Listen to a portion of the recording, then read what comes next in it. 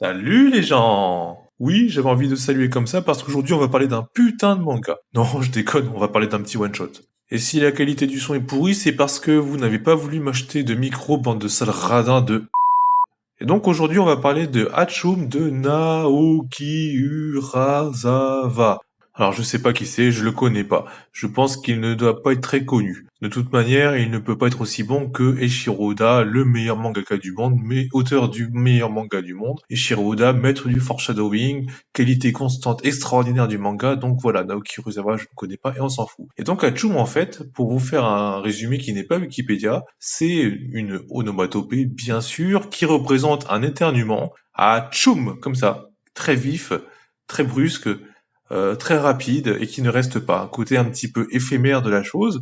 Et donc c'est un peu l'idée de The One Shot qui est un recueil de petites histoires en fait éternuées comme ça là sur le papier, couchées sur le papier d'un jet et paf ça fait Hachoum.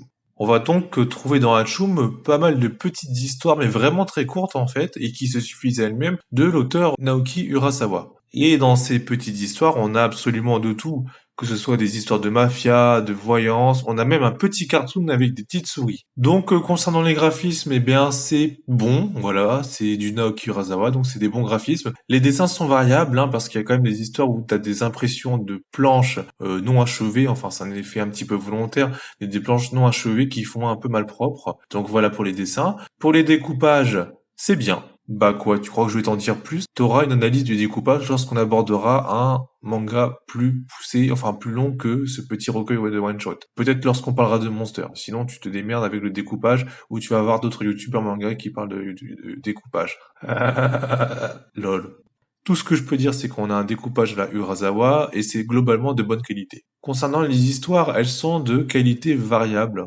Je pense notamment avec l'histoire du voyant ou l'histoire de la mafia qui se suivent en fait, qui sont sympathiques. Mais il y a des planches notamment que j'aime pas trop, notamment des planches en lien avec la musique qui font un aspect un peu brouillon et c'est pas forcément extrêmement intéressant.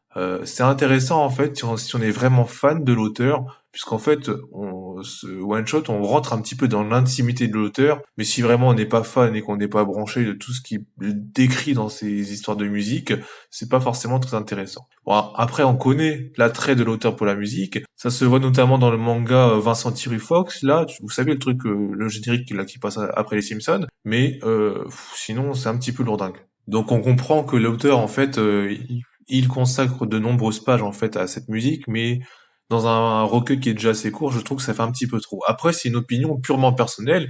Il y en a qui vont adorer en fait rentrer dans cette intimité et comprendre un petit peu les histoires de musique de l'auteur. Donc voilà, globalement, des bons graphismes, un bon découpage, des petites histoires qui se lisent globalement bien. Que demande le peuple?